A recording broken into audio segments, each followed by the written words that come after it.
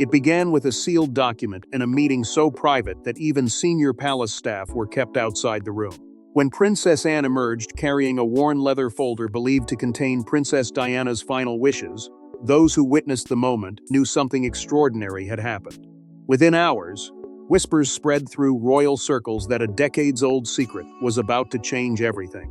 Before we go deeper into what this really means for the royal family, make sure to subscribe so you don't miss a single update.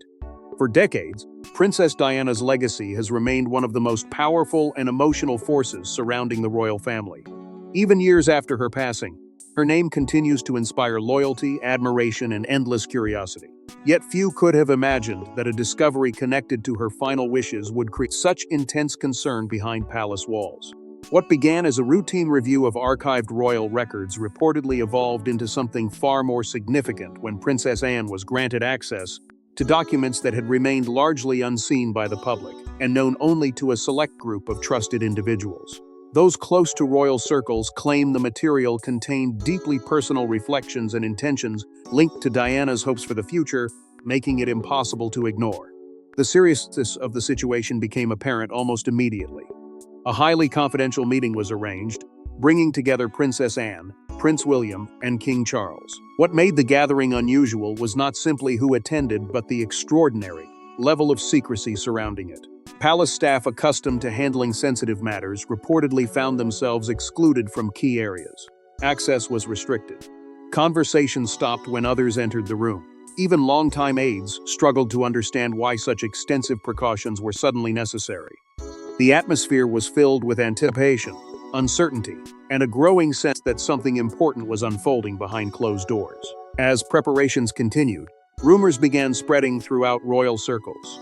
Some believed the documents contained personal messages intended for William. Others suspected they involved unresolved matters connected to Diana's final years. No one seemed to know the full truth, yet everyone sensed the stakes were remarkably high. The speculation only intensified when William himself appeared noticeably tense before the meeting began. Those familiar with his normally composed demeanor reportedly observed a rare sense of unease. It was as if he already understood that whatever was in those papers had the potential to reopen old wounds while simultaneously answering questions that had lingered for years. King Charles's involvement added another layer of intrigue.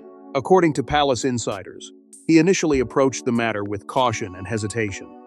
The past has never been an easy subject where Diana is concerned, and the possibility of confronting previously unseen material carried obvious emotional weight.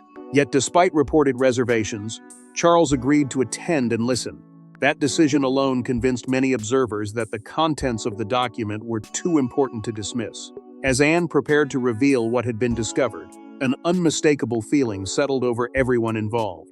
The moment seemed larger than a simple family discussion.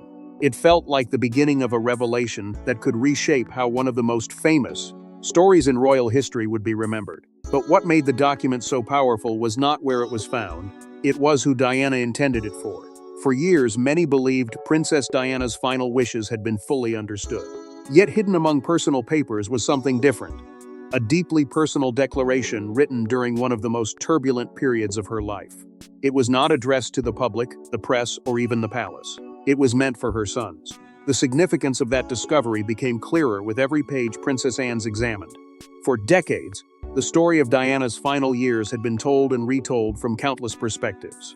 Books were written, interviews were analyzed, headlines attempted to explain her struggles, her triumphs, and the enormous pressures she carried while living under the relentless weight of public attention.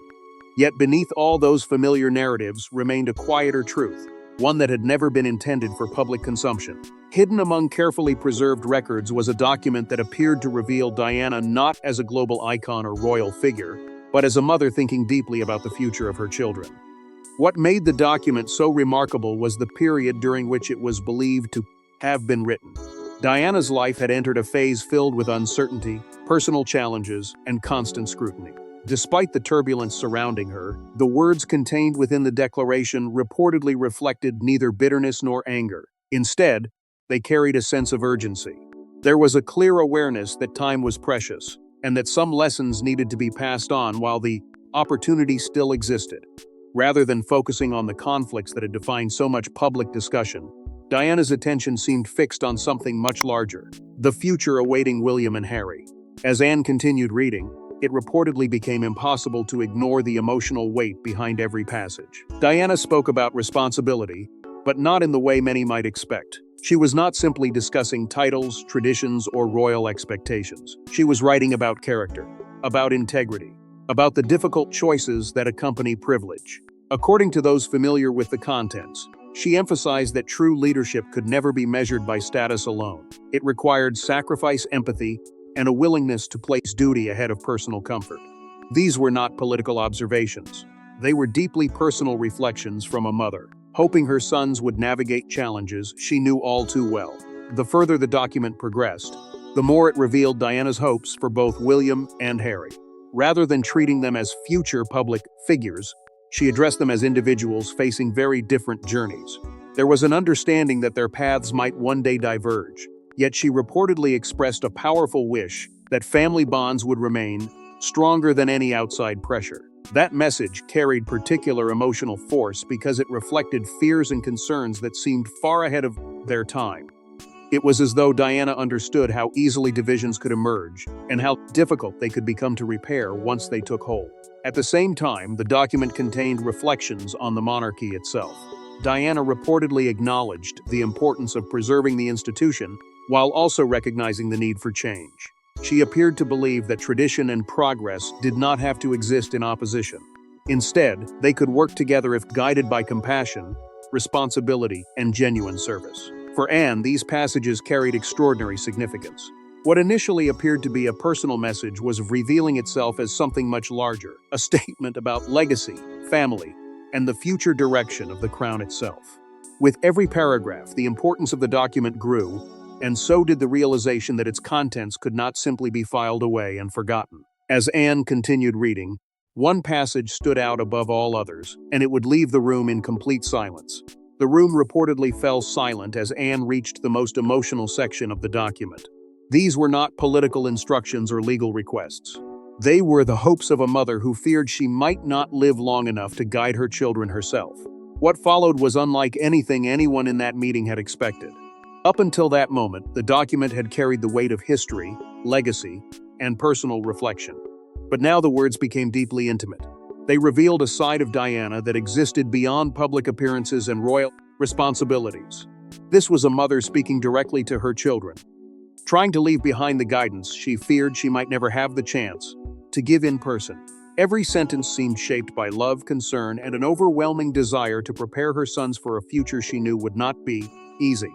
Much of her attention appeared focused on William, not because he was destined to inherit greater responsibility, but because Diana understood the unique burden that came with his future role. According to those familiar with the contents, she reflected on the challenges that accompany leadership and the loneliness that can often come with it. She reportedly emphasized that the true measure of a future king would never be found in titles, wealth, or public admiration. Instead, she believed it would be found in character, in moments when difficult choices had to be made, in times when duty demanded sacrifice, in the ability to place service above personal ambition, even when doing so carried a painful cost. As Anne continued reading, a recurring theme began to emerge. Diana appeared deeply concerned that privilege could become a distraction from purpose. She reportedly warned against becoming consumed by status or trapped by the expectations of others. What mattered most, she seemed to suggest, was remaining connected to ordinary people and never losing sight of the responsibility that came with extraordinary circumstances. Those ideas struck a powerful chord because they echoed many of the values William has publicly demonstrated throughout his life. Anne reportedly noticed the similarities immediately. The principles Diana hoped her son would embrace appeared remarkably consistent with the path he had ultimately chosen for himself. Yet beneath the encouragement and guidance was a quieter concern that seemed to grow more noticeable with every page. Diana reportedly expressed fears about future divisions within the family. Not specific conflicts or individual disagreements, but the possibility that distance, misunderstanding, and competing priorities could gradually pull loved ones apart. It was a concern that carried particular emotional weight, because it reflected a mother's instinctive worry about what might happen when circumstances become difficult. The possibility that relationships could weaken under pressure appeared to trouble her deeply. For William, Hearing those passages was reportedly one of the most emotional moments of the entire reading. The words were not being delivered by historians, commentators, or royal experts. They came directly from the person whose absence had shaped so much of his life. Every reflection seemed to bridge the gap between past and present. Every concern felt painfully relevant. Every hope carried the unmistakable voice of someone who still believed in him, despite not being there to witness the man he would eventually become. Throughout the reading, Charles reportedly remained unusually quiet. There were no interruptions, no attempts to redirect the conversation, and no visible effort to move past difficult sections. Instead, he listened. As Diana's thoughts on family responsibility and unity continued to unfold, the emotional gravity inside the room seemed to deepen. What had begun as the examination of a private document was becoming something far more profound, a confrontation with hopes, fears, and warnings that felt strangely connected to the present day. And just as everyone believed they understood the true purpose of the document, its tone suddenly began to change. Yet the next portion of the document shifted from personal reflections to something far more unsettling. What appeared at first to be a heartfelt message soon revealed a deeper warning. Diana seemed concerned about future conflicts that could threaten both family unity and public trust. Her words felt less like memories and more like a glimpse into battles that had not yet happened. As the reading continued, the atmosphere surrounding the document began to change in a profound and unexpected way. Until now, Diana's words had carried the warmth of a mother's love, the wisdom gained through hardship, and the hopes she held for her children. But suddenly another layer emerged. Beneath the encouragement and affection was a cautionary message that felt remarkably urgent. It was as though Diana understood that the greatest threats facing her family might not come from outside forces at all. Instead, they could emerge from within, growing slowly over time until they became impossible to ignore. The passages Anne was now reading reportedly focused on the dangers of power struggles. Diana appeared deeply concerned about what could happen when personal ambitions begin to compete with shared responsibilities. She seemed to recognize that institutions are rarely weakened by a single dramatic event. More often, they are tested by smaller conflicts that gradually erode trust, loyalty, and unity. According to those familiar with the document, Diana reflected on how easily people can lose sight of their purpose when prestige, influence, or personal grievances become more important than the greater good. The warning was simple but powerful. When service is replaced by self-interest, even the strongest foundations can begin to crack. As Anne carefully continued, another theme became impossible to overlook. Diana reportedly feared a future where personal interests might one day overshadow public duty. She understood the unique pressures faced by members of the royal family, but she also believed that privilege carried obligations that could never be ignored. Her reflections suggested that the institution could only remain respected if those entrusted with its future remembered why it existed in the first place. The crown, in her view, was never supposed to serve individual desires. It was meant to serve something larger, something enduring, something that demanded sacrifice even when sacrifice was painful. For William, these passages reportedly landed with unexpected force. Earlier sections of the document had felt deeply personal. Now the message seemed broader, almost strategic. He began to see the declaration not simply as a collection of private thoughts, but as a warning about challenges that could emerge long after Diana was gone. Certain observations reportedly felt startlingly relevant. The more he listened, the more difficult it became to dismiss the possibility that some of Diana's concerns had anticipated struggles that would later unfold within the family itself. Questions that once seemed distant suddenly felt immediate. Anne experienced a similar realization. Throughout her years of public service, she had witnessed moments of tension, disagreement, and change. Yet as she read Diana's reflections on loyalty and responsibility, she reportedly found herself struck by how relevant they felt decades later. The document did not read like a historical artifact trapped in the past. It felt alive. The concerns expressed within its pages seemed to echo through the present, creating an unsettling connection between Diana's fears and realities that had since emerged. The more Anne reflected on the words before her, the harder it became to view them as simple observations. Meanwhile, Charles remained unusually reserved. Those present reportedly noticed subtle shifts as certain passages were read aloud. Diana's concerns about division within the household appeared to resonate particularly deeply. These were not accusations or criticisms. They were warnings from someone who understood the consequences of fractured relationships and public mistrust. Hearing those concerns revisited years later carried an emotional weight that could not easily be ignored. Yet despite the growing tension inside the room, the document was not finished. In fact, it seemed to be building towards something even more significant. The warnings had set the stage, the concerns had been laid bare, and an unmistakable sense of anticipation began to take hold. But the most shocking revelation was still waiting near the end of the document. As Anne reached the closing pages, the atmosphere reportedly changed. This was no longer a reflection on the past. It was a request, one that carried enormous emotional weight and could not be ignored by those gathered in the room. The shift was unmistakable. Everything that had come before, the memories, the warnings, the reflections on duty and family, now seemed to be leading toward a single, deeply personal appeal. Diana's words reportedly took on a new urgency, as though she understood that the future of the family would ultimately depend not on titles or traditions, but on the choices made by those entrusted with carrying her legacy forward. The document no longer felt like a message preserved from the past. It felt like a final conversation reaching across time, asking to be heard before it was too late. According to those familiar with the contents, Diana's greatest hope centered on reconciliation, not a temporary peace built on convenience, but a genuine effort to preserve family bonds even during periods of disagreement and hardship. She appeared to recognize that conflict is inevitable in any family, particularly one living under extraordinary public scrutiny. Yet she reportedly believed that lasting divisions carried a cost far greater than most people realize. Relationships damaged by pride, resentment, or misunderstanding could leave wounds that remained for generations. Her message suggested that protecting those connections required courage, patience, and a willingness to put healing ahead of personal victory. As Anne continued reading, another powerful theme emerged. Diana's concern was no longer limited to her children alone.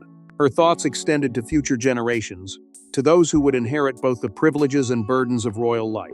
She reportedly expressed a desire for stability, unity, and a sense of shared purpose that could survive long after the current generation was gone. The responsibility of safeguarding that future, she seemed to suggest, belonged to everyone. Every decision made today would shape the world inherited by those who followed. That realization added a profound sense of gravity to the document's closing passages. Yet once again, much of Diana's attention appeared to return to William. Not because she expected perfection from him, but because she believed his future role would place unique demands upon him. The document reportedly emphasized that leadership often requires difficult sacrifices. There would be moments when personal feelings would need to be set aside in service of something larger. There would be times when frustration, disappointment, or hurt would tempt him toward easier choices. Diana's message was clear. Duty must remain stronger than grievance. Responsibility must remain stronger than resentment. The institution he would one day help guide could only endure if those entrusted with it were willing to place principle above personal conflict. For Anne, these passages reportedly crystallized everything the document represented. What began as a collection of private reflections now revealed itself as a lasting statement of values. The deeper she read, the more she appeared convinced that Diana's true legacy was not contained in public memory, charitable work, or historical reputation. It was found in these ideas, in her belief that compassion could coexist with responsibility, in her conviction that unity required effort, in her hope that future generations would learn from past mistakes rather than repeat them. Meanwhile, Charles reportedly found himself confronting memories that were impossible to avoid. Certain passages seemed to force a reconsideration of old struggles, difficult decisions, and relationships shaped by circumstances that neither time nor history had fully resolved. The emotional weight of the document reportedly grew heavier with every page. Yet alongside that weight came something unexpected. A sense that Diana's final wishes were not driven by anger or regret. They were driven by hope. Hope that the family could remain united. Hope that future generations could be protected. Hope that duty would ultimately prevail over division. As the final words were read aloud, that hope lingered in the room long after the page had ended. But for William, however, the greatest impact came not from the request itself, but from what it revealed about Diana's enduring faith in him. Long after the reading ended, William reportedly remained deep in thought. The document had not given him new authority or power. Instead, it had given him something far more meaningful. A reminder of the expectations Diana carried for her eldest son. Even after the final pages had been set aside and the conversation had seemingly come to an end, the impact of Diana's words continued to linger. The document had revealed no hidden fortune, no dramatic legal instruction, and no secret claim to power. Yet its influence appeared far greater than any of those things. What William had heard was not a plan for the future, but a reflection of how his mother had imagined that future long before it arrived. For the first time in years, he was not hearing Diana's story through public memory, media narratives, or second-hand accounts. He was encountering her hopes directly, expressed in her own thoughts and preserved across decades. According to those familiar with the meeting, William seemed particularly affected by the realization that many of the values Diana emphasized had already become central to his life. Throughout the document, she reportedly spoke about service, responsibility, humility, and the importance of remaining connected to ordinary people. These were not abstract ideals. They were principles she believed should guide anyone entrusted with influence and leadership. As William reflected on those passages, it became increasingly clear that much of what Diana had hoped for was already visible in the path he had chosen. The connection felt almost uncanny. It was as though a conversation interrupted years earlier had finally resumed. Yet the emotional significance extended beyond simple agreement. What made the experience so powerful was the knowledge that these expectations had been formed during a period when Diana could only imagine the future. She never had the opportunity to see the man William would become. She could not witness the responsibilities he would eventually carry or the challenges he would be forced to navigate. And yet, according to those who heard the document, her faith in him remained unmistakable. That realization carried extraordinary emotional weight. The words did not feel like pressure. They felt like belief, a quiet but enduring confidence that he would rise to the demands placed before him. For William, that may have been the most profound revelation of all. Public life often brings criticism, scrutiny, and impossible expectations. Yet within Diana's reflections, there appeared to be something entirely different. She was not demanding perfection. She was expressing trust. The distinction mattered. Her hopes were rooted not in what she wanted him to achieve, but in who she believed he could become. That perspective transformed the document from a historical curiosity into something deeply personal. It was no longer about the past. It was about identity, purpose, and the responsibilities that would continue shaping his future. Throughout this period of reflection, Anne reportedly remained a steady presence. She had carried the document into the room, guided its reading, and witnessed its emotional impact firsthand. More than anyone else, she seemed to understand what had just occurred. This was not simply an examination of family history. It was a rare moment of connection between generations separated by time but united by shared values. Anne reportedly recognized that William was processing far more than words on a page. He was confronting a legacy that had never truly disappeared. As that realization settled over the room, another truth gradually emerged. Diana's influence had not faded with the passing years. It had continued to shape decisions, priorities, and perspectives in ways both obvious and unseen. The document merely illuminated what had already been there all along. Her voice, though absent, still echoed through the choices being made today. Her values remained present within the institution she once struggled to navigate. And as William continued reflecting on what he had heard, it became clear that the document had accomplished something remarkable. It had transformed memory into guidance and history into purpose. Meanwhile, Charles faced a very different challenge, coming to terms with what the document revealed about his own past. For Charles, the reading was more than a look into history. It was a confrontation with one of the most complicated chapters of his life. Every page seemed to remind him that Diana's voice still carried extraordinary weight, even decades after her passing. As the significance of the document continued to settle over the room, the focus gradually shifted toward Charles. Throughout the reading, he had listened carefully, saying little while Diana's words unfolded one passage at a time. Yet beneath that silence was a reality that could not easily be ignored. Unlike William, who was discovering hopes and expectations directed toward his future, Charles was being asked to revisit a past that had shaped not only his own life but also the future of the monarchy itself. Every reflection, every warning, and every appeal seemed to carry him back to moments that history had never fully left behind. What made the experience particularly powerful was that Diana's words reportedly avoided bitterness. There were no accusations waiting within the document, no attempt to reopen old battles or assign blame. Instead, there was a sense of perspective that only seemed to deepen with each page. That restraint may have made the impact even stronger. Charles was not confronting criticism. He was confronting understanding. Diana appeared focused on values, responsibilities, and the future rather than grievances from the past. Yet that very approach made the emotional burden more difficult to escape. It encouraged reflection rather than defense, and reflection can often be far more challenging. According to those familiar with the meeting, certain passages seem to resonate deeply with Charles. Diana's repeated emphasis on family unity reportedly stood out in particular. So did her belief that future generations should not be forced to carry the weight of unresolved divisions. These ideas were simple on the surface, yet they touched on issues that have shaped royal history for decades.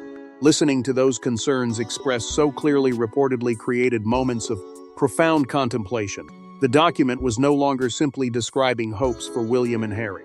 It was highlighting lessons that remained relevant to the entire family. At the same time, another realization began to emerge. Charles could see, perhaps more clearly than ever before, the lasting influence Diana continued to have on William. The values described throughout the document were not distant aspirations frozen in time. They were visible in the choices William had made throughout his adult life. The emphasis on service, the commitment to responsibility, the effort to remain connected to the public while balancing the demands of royal duty. These qualities echoed repeatedly through Diana's reflections. The connection was impossible to miss. What she had hoped for years earlier appeared to be reflected in the man her eldest son had become. Throughout this process, Anne reportedly served as a steady and stabilizing presence. She had guided the reading with care and patience, allowing the document to speak for itself rather than forcing conclusions upon anyone. More importantly, she seemed to recognize that the purpose of the gathering had gradually evolved. It was no longer about uncovering a forgotten document or examining a piece of royal history. Something larger was taking place. The discussion had shifted away from old controversies and toward questions of legacy. What values would endure? What lessons deserved to be preserved? And how could the family carry those lessons into the future? By this stage, the atmosphere surrounding the document had changed completely. Earlier sections had stirred curiosity. Later passages had provoked emotion and reflection. Now the focus rested firmly on the future. Diana's words were being viewed not as relics from another era, but as guidance that remained relevant decades later. The family appeared to understand that the true importance of the document was not found in what it revealed about the past. Its significance came from what it encouraged them to consider moving forward. In that sense, the reading had become less about memory and more about direction. And as the gathering came to an end, one final realization united everyone in the room. The true power of Diana's final wishes was never about hidden secrets or dramatic revelations. It was about something far more enduring. Decades after her passing, her words still had the ability to stop a future king in his tracks and leave reigning monarchs searching for answers. As the gathering drew toward its conclusion, a remarkable realization began to take shape. The document that had inspired so much anticipation was not important because it exposed forgotten mysteries or revealed shocking information hidden from the public. Its significance rested somewhere far deeper. Throughout the reading, everyone present had been reminded that some voices never truly disappear. Time moves forward, generations change, new responsibilities emerge. Yet certain influences remain woven into the very fabric of history. Diana's presence within the royal story had endured long after her passing, and the contents of the document seemed to prove exactly why. What became increasingly clear was that Diana's impact on the monarchy had never been confined to a particular era. Her legacy extended far beyond headlines, public appearances, or the events that once dominated global attention. The values she emphasized throughout the document, service, compassion, unity, and responsibility, continued to resonate because they addressed challenges that every generation eventually faces. Those principles had survived changing circumstances, shifting public expectations, and the passage of time itself. They remained relevant because they spoke to something fundamental about leadership and duty. For William, that realization appeared especially powerful. Throughout the reading, he had been confronted not only with memories of his mother, but also with a vision she had carried for his future. By the end, it reportedly became clear that he no longer viewed the document as a historical record. Instead, he saw it as a reminder of the responsibility he had inherited. Diana's hopes were not demands. They were expressions of faith. She believed he could lead with integrity. She believed he could place service above personal ambition. She believed he could carry difficult responsibilities without losing sight of the people those responsibilities were meant to serve. In many ways, the document seemed to reaffirm the path he was already determined to follow. For Charles, the experience carried a different meaning. The reading had forced him to revisit complicated memories and confront emotions connected to one of the most significant chapters of his life. Yet as the discussion evolved, the focus gradually moved beyond personal history. The document encouraged reflection not on what had been lost, but on what had endured. Diana's influence remained visible not because of past events, but because the values she championed continued shaping the future.